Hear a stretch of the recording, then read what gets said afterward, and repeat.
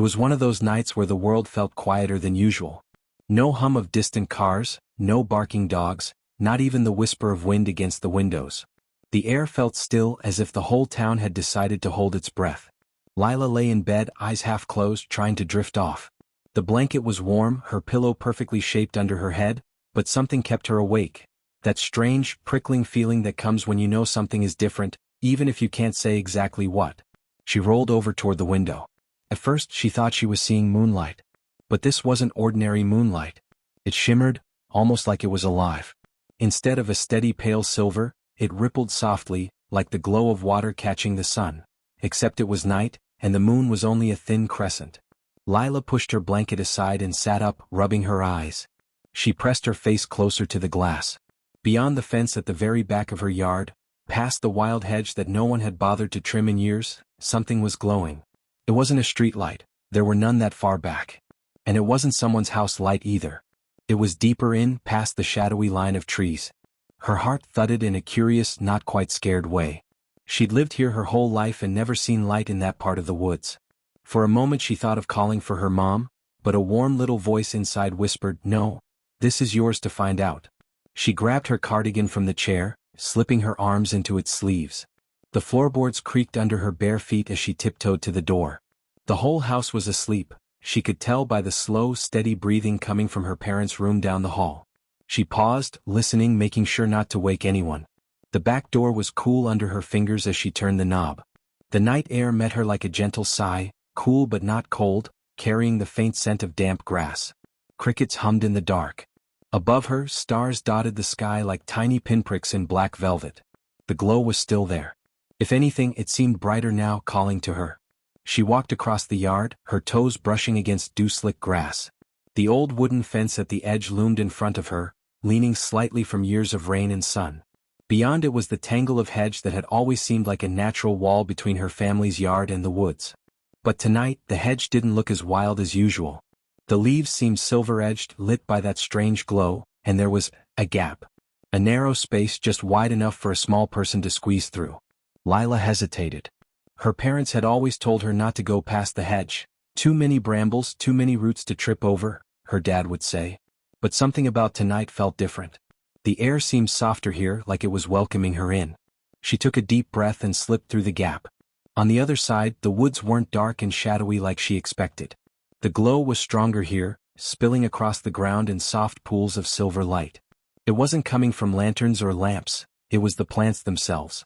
Tiny flowers she'd never seen before glowed like scattered stars along the forest floor, their petals shimmering with pale blues and soft golds. The light wasn't harsh or blinding.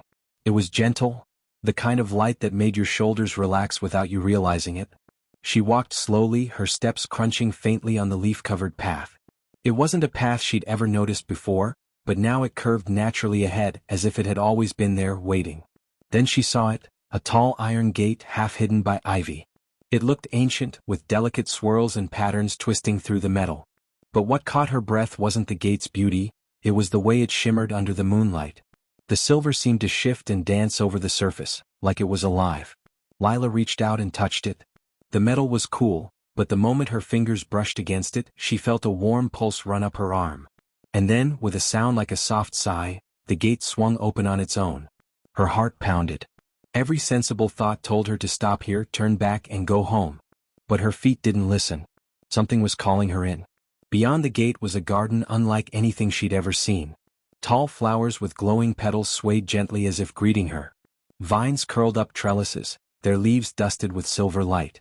Some blossoms glowed with the soft pink of a sunrise, others with the deep indigo of twilight.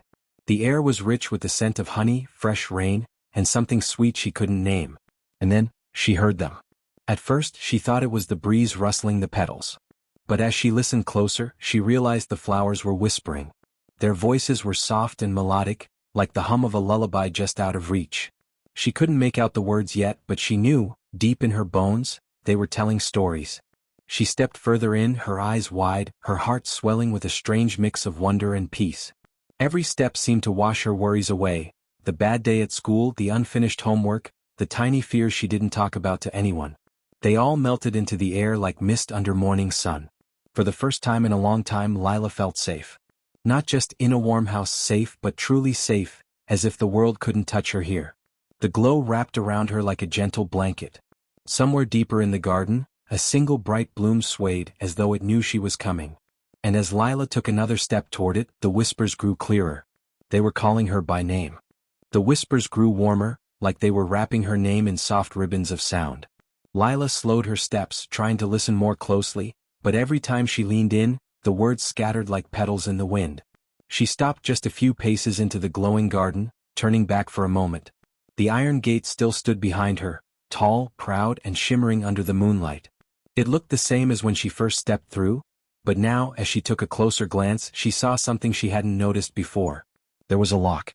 Not an ordinary padlock, but a delicate flower-shaped clasp carved right into the metal, with a small glass orb in its center. The orb shimmered faintly, pulsing in rhythm with the flowers around her, as if it were alive too. Lila tilted her head. If the gate had been locked, how had it opened for her?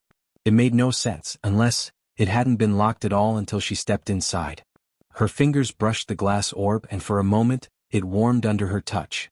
A faint hum traveled through the gate, up her arm and into her chest. It wasn't unpleasant, it felt like the way your heart flutters when someone smiles at you from across a room. Then the orb's glow dimmed slightly, and the lock gave a quiet click. The gate closed behind her, sealing with the softest SHK sound. It didn't feel threatening, but it did feel final. Lila's pulse quickened. She tugged on the gate. It didn't budge. Her first thought was panic. She was alone in a place she didn't understand and the way back was closed. But before that panic could grow, something shifted in the air. A warm breeze curled around her like a hug, carrying a scent of honey and lavender. It brushed against her cheek almost like it was whispering, "It's all right. You're safe." She let out a slow breath she hadn't realized she was holding. Somehow, deep inside, she believed the breeze. Turning back to the path ahead, she noticed that the flowers nearest to her seemed to lean toward her, as though they were bowing in greeting. One tall blossom with deep purple petals tilted its head so far it nearly touched her shoulder. The faintest voice drifted from it, clear enough now to make out words. "You're here at last." Lila's eyes widened. You can talk?" The flower gave a soft rustle which somehow felt like a chuckle. "Of course we can talk. But only under moonlight. That's why the garden is hidden in the day." Lila glanced around, noticing the silvery glow draping over every leaf and petal. It wasn't the cold kind of light she sometimes saw in the middle of winter. This was warm, like the moon had decided to borrow the sun's kindness just for tonight. "I don't even know where I am," she admitted. Her voice sounded small but not scared anymore. More like a whisper you might use when walking into a quiet library. "You're in the Moonlit Garden," the purple flower said, swaying gently. "It only appears for those who need it. And once you step through the gate, the garden keeps you until your visit is complete." The idea made Lila's chest tighten. "What if I don't want to stay?" The flower tilted its petals thoughtfully. "No one leaves before the garden gives its gift. But you will want to stay. You'll see." She looked back at the gate again. The lock's glass orb shimmered faintly, as though it was listening to their conversation. "Is the gate magic?" she asked. "Everything here is magic, little one." Lila blinked. "Why me?" The flower's glow softened. "Because kindness still lives in your heart even on the days you forget it's there. The garden blooms for kindness." Her throat felt tight and she wasn't sure why. Maybe it was the way the flower spoke, not as if it was flattering her, but as if it was simply telling the truth. The flower's voice softened to almost a whisper. "Come further in. The garden has stories for you." For a moment she hesitated again, glancing at the closed gate. But somehow the idea of going forward didn't feel as frightening as the thought of turning back. With a deep breath, Lila stepped off the small stone path and followed the purple flower deeper into the moonlit garden. The glow ahead brightened, and the whispers began to weave together into something that sounded almost like music. As the path curved, she saw a single blossom unlike the others, pale blue with petals that shimmered like glass under the moonlight.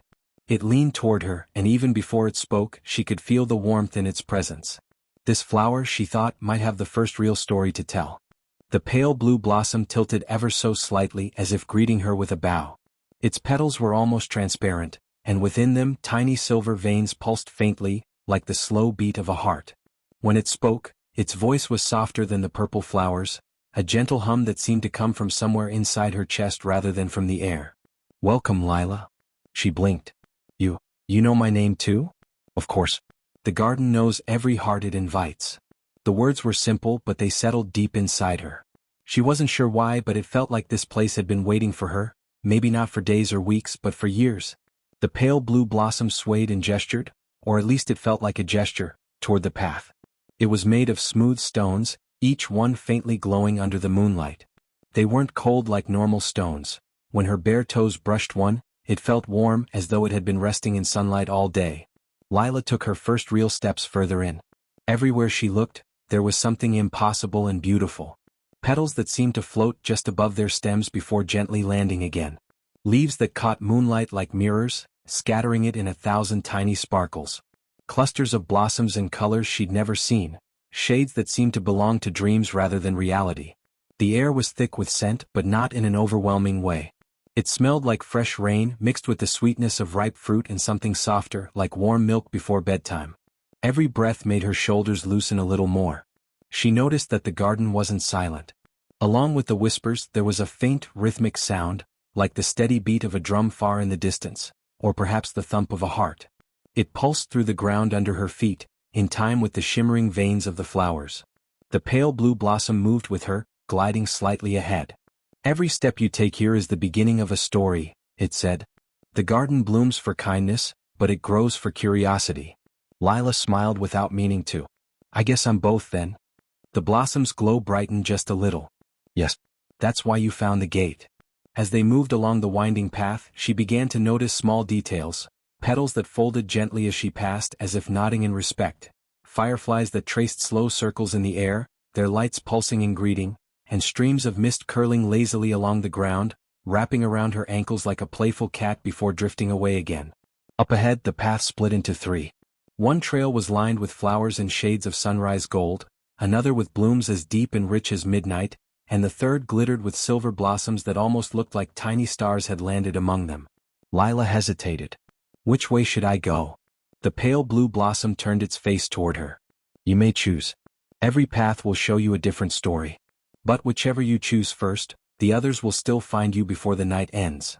Her gaze lingered on the silver blossoms. They seemed to hum more strongly than the others, and she felt an odd tug toward them.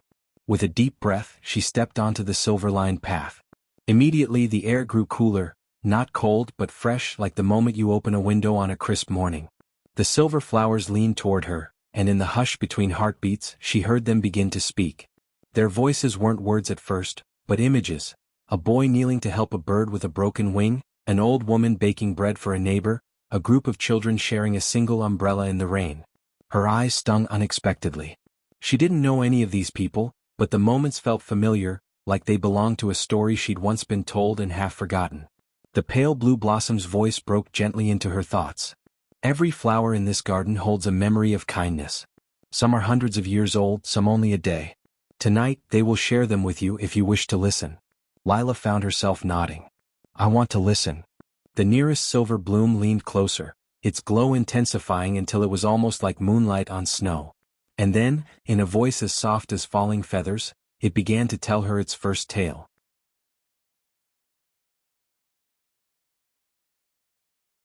The silver bloom swayed closer, brushing its glowing petals against Lila's fingertips.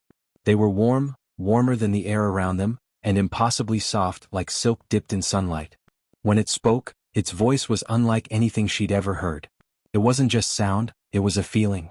Every word seemed to bloom inside her, unfurling slowly, carrying warmth through her chest. "Once many years ago," the petal began, "there was a boy who lived by the edge of a wide, rushing river." As it spoke, the garden seemed to change. The silver light around her deepened, and the scent of the air shifted, now carrying the faint, cool smell of running water. Before her, the petals shimmered, and in their glow she saw it, not just imagined but truly saw it, a boy with dark hair and bare feet kneeling at the riverbank. He was small, the flower continued, and the river was wide and wild. Every day he watched it with wonder, but he was afraid to go too close. Then one morning he saw something struggling in the water, a tiny bird, feathers soaked, being pulled by the current. Lila leaned forward, her eyes fixed on the shifting glow. She could almost hear the rush of water, almost feel the spray on her cheeks. He did not think about how cold the water might be or how strong the current was. He did not think about fear at all. He stepped into the river, the stones slipping under his feet, and he reached out. His hands caught the bird just before the current could take it away. The silver petals trembled as though they too remembered that moment. He carried it home, wrapped it in a piece of cloth, and kept it by the fire until its feathers dried. 4 days he fed it crumbs and drops of water from a spoon. And when the bird was strong enough, it sang for him, the sweetest song the boy had ever heard, and then it flew away. The scent in the air shifted again, warm now like the smell of baked bread. Lila's lips curved into a soft smile without her even realizing it. The boy never saw the bird again, the flower said. But every time he walked by the river he thought of that moment. He had no gift to give the bird except his kindness, but it was enough. The petals leaned closer, brushing against Lila's palm. That moment bloomed here in this garden, and it has glowed ever since. Kindness never disappears, little one. It only grows roots somewhere you cannot see.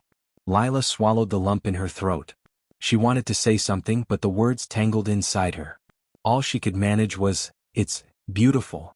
The silver flower gave a faint rustle, the closest thing to a sigh she'd ever heard from a plant.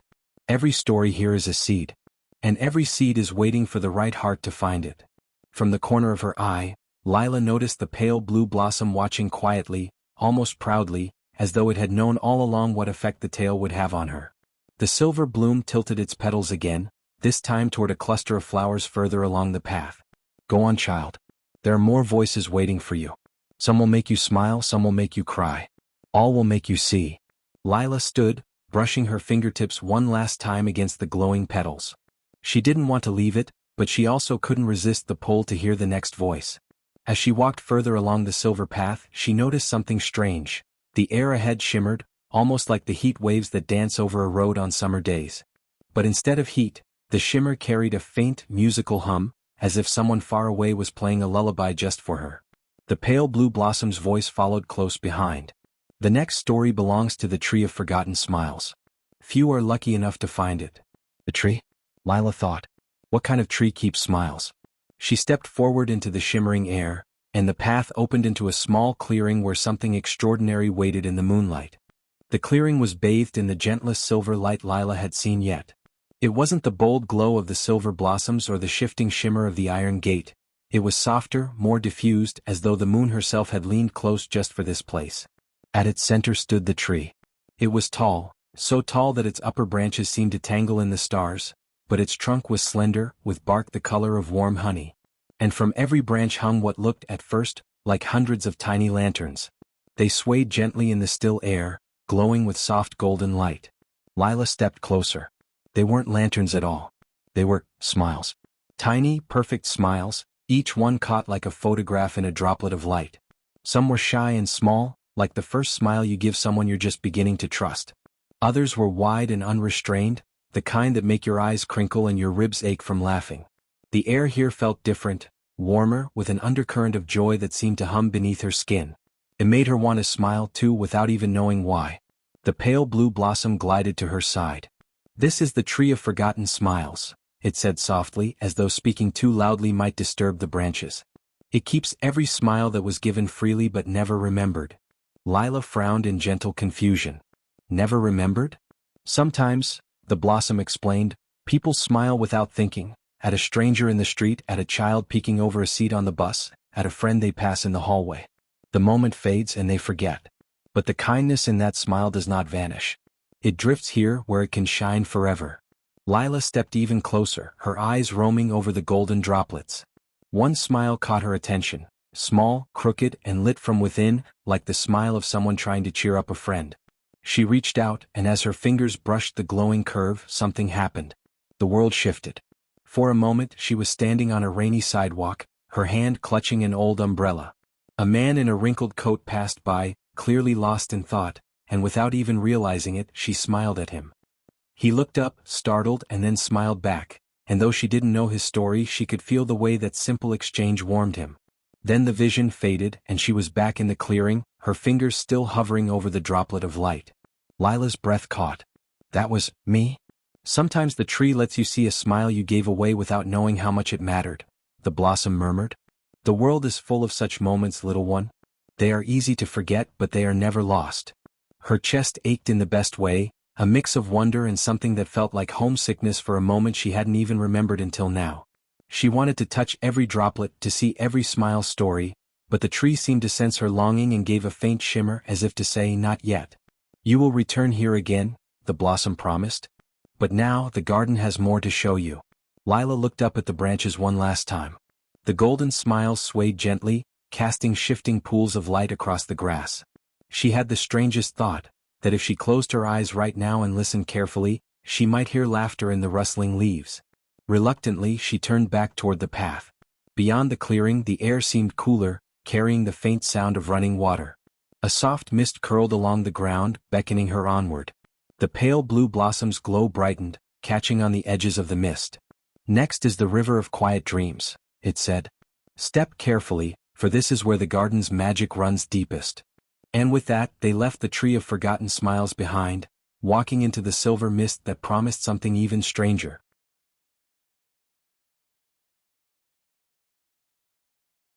The mist curled higher as Lila walked, brushing against her legs like cool silk.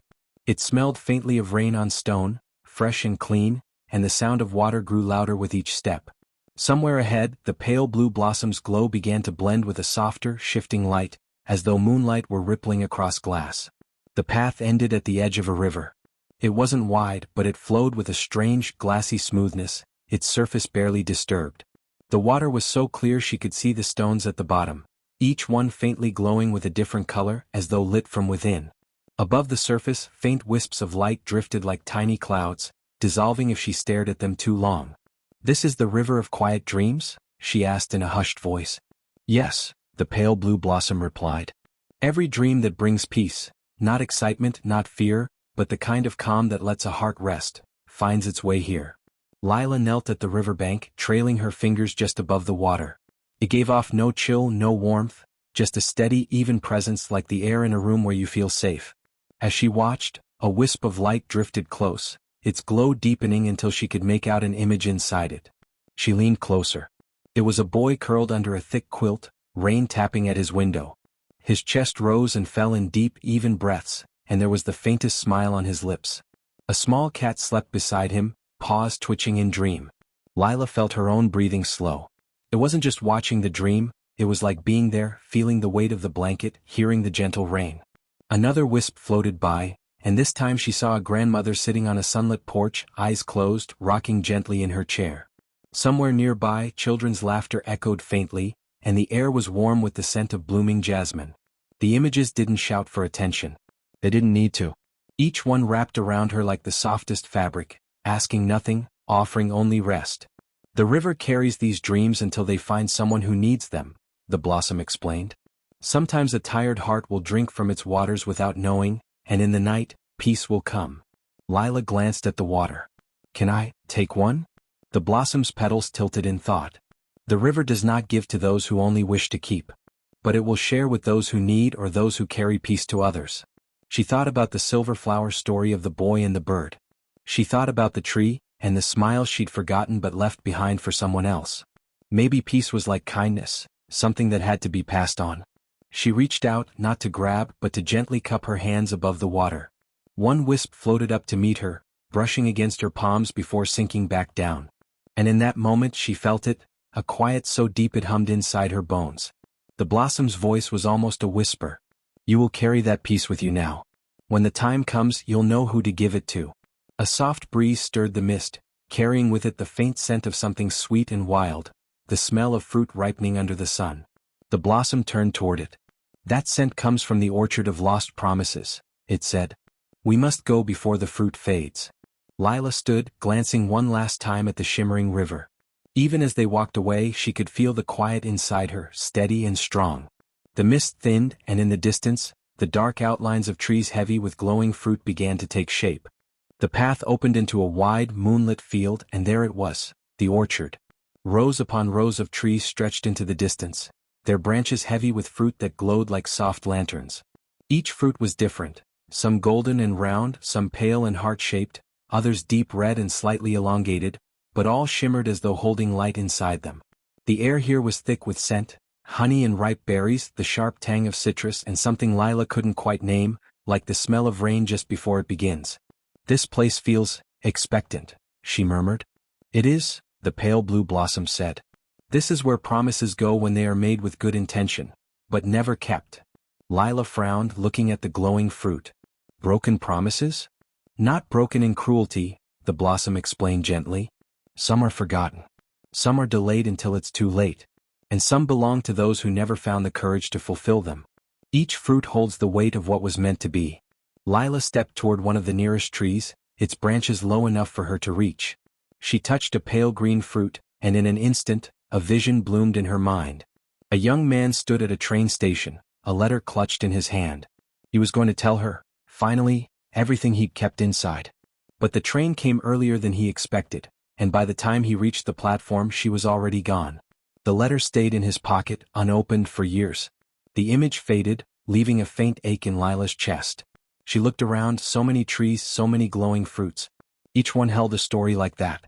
She reached for another, this time a golden pear-shaped fruit. A child stood in a doorway holding a small box wrapped in paper. They had planned to give it to their friend for their birthday, but life, messy and loud, had gotten in the way. The gift stayed on a shelf, waiting until the friendship drifted apart. When Lila pulled her hand back, her throat felt tight. It's sad. It can be, the blossom admitted. But the orchard is not a place of punishment. The promises here still glow because they still matter. Some are found again. Some are carried forward by others. They walked between the rows, the grass soft and cool underfoot. Here and there, a fruit would loosen from its branch and drift down, landing soundlessly on the ground. When Lila bent to pick one up, it dissolved in her hand, leaving behind only a faint warmth, as if the promise had finally found its way home. As they moved deeper into the orchard, the air grew sweeter, thicker. She could hear faint murmurs now, voices whispering promises as they were made. I'll visit you every summer. We'll plant that garden together. I'll be there when you need me. The blossom slowed, turning toward a tree near the center of the grove. Its fruit was unlike any other, soft silver, shaped like a teardrop and glowing faintly blue. This one, it said, is yours. Lila's heart skipped. Mine?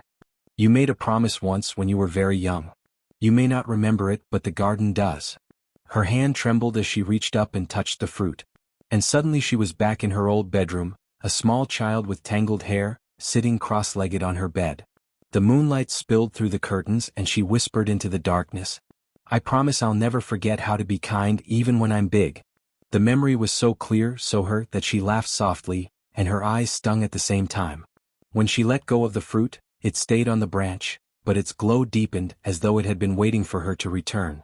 Keep it, the blossom said softly. Not in your hands but in your heart. Lila nodded.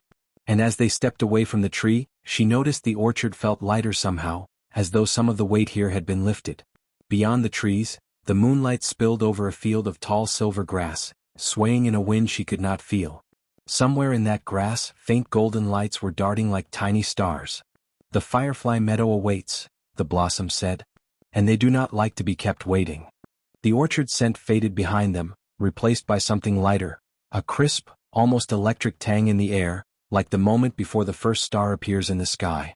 Lila followed the pale blue blossom into the field of silver grass. The blades swayed in rhythm, though she felt no wind, and each one caught the moonlight in a way that made the whole meadow shimmer as if dusted in frost. And then, the lights appeared. Tiny golden sparks, darting in slow, playful arcs just above the grass. Some hovered in clusters like floating constellations. Others danced alone, blinking in and out as if shy. Lila took a step forward, and the nearest fireflies drifted toward her, circling her like curious little lanterns. She reached out a hand, and one landed gently on her fingertip. It didn't feel like a bug, more like a drop of warm light that pulsed faintly in time with her heartbeat. They're beautiful, she whispered. They are the keepers of fleeting joys, the blossom replied. Every tiny happiness that vanishes too quickly, a laugh, a shared look, the way sunlight catches in someone's hair, finds a home here. As Lila walked deeper into the meadow, she began to see what it meant. Each firefly carried a memory inside its glow. One zipped past her cheek, and for a moment she smelled cinnamon bread fresh out of the oven, heard the sound of a door opening and the joyful rush of feet toward it. Another floated by her shoulder, and she caught the sound of a bicycle bell, the rush of wind, and the wild laughter of someone riding downhill without brakes for the first time. The memories didn't ask to be kept. They only asked to be noticed. Lila crouched in the grass, watching a cluster of fireflies gather in a small glowing knot. Inside their light, she saw a group of friends lying on their backs under a summer sky, pointing out shapes in the clouds. The image faded, replaced by another, a tiny dog bounding toward its owner after days apart. Her chest ached in that sweet, complicated way that came when joy was so pure it almost hurt. People often overlook these moments, the blossom said softly. They vanish quickly, and yet they are the stitches that hold a life together. Lila looked around, seeing not just lights but tiny pieces of lives flickering all around her. Do they ever leave here? She asked. When someone remembers them with gratitude instead of longing, they are released, the blossom explained. They return to the person who lived them, not as a wish for the past but as a gift in the present. A particularly bright firefly hovered in front of her face. Its glow was steady, warmer than the others, and she felt a tug of recognition. She reached out. And suddenly she was 8 years old again, standing barefoot in her grandmother's kitchen. It was summer and the tiles were cool under her feet. Her grandmother was humming a low, wordless tune as she peeled apples for a pie. The window was open and somewhere outside, a bird sang in the late afternoon heat. When the memory faded, the firefly drifted upward, blinking lazily before disappearing into the stars above. Lila swallowed hard. I didn't know I'd forgotten that. You hadn't forgotten, the blossom corrected gently. You'd simply tucked it away so deep it stopped knocking. Now it's back. They walked on, and the fireflies thinned until only a few glowed at the edges of the meadow. Ahead, the ground dipped into a small hollow where moonlight pooled like water. Something shimmered there, a mirror or a pond she couldn't tell. That, the blossom said, is the pool of unspoken goodbyes. It is not an easy place. Lila's steps slowed, her gaze caught by the way the moonlight rippled, even though no wind touched it. Her chest tightened in anticipation. The hollow was silent in a way that felt alive, as though the air itself was holding its breath. The pool before them wasn't water, not exactly. It shimmered like molten silver, reflecting the moon so perfectly it seemed as though she could fall straight into the sky. Lila stepped closer. Her reflection was there, but it wasn't her now. It shifted, flickered, showing different ages, different moments. This is where goodbyes come when they are never spoken aloud, the blossom said. The words left behind. The farewells too hard to give. Lila's heart tightened. Do you have to face them? Not unless you wish to carry less weight, the blossom replied gently. She knelt beside the pool, watching the surface ripple. One image swam up from the silver, her best friend from school, sitting on the swings the day before Lila's family moved away. They had talked about see you soon as if it was certain, but neither had said goodbye. The ache of it was still there, quiet but sharp.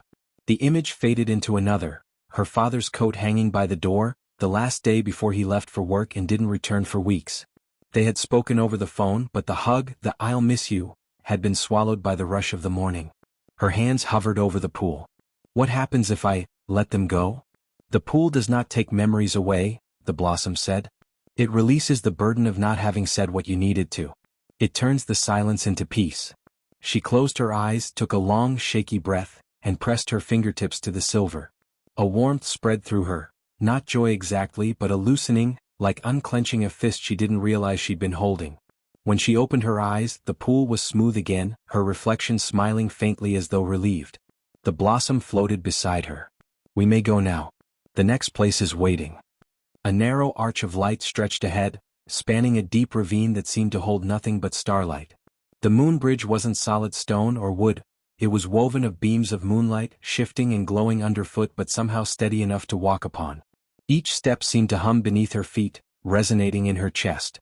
Below, the darkness shimmered with faint sparks, not fireflies this time but something deeper, older. The moon bridge is the crossing between what you've learned and what you will carry home, the blossom explained. You must decide here which pieces of the garden will stay with you.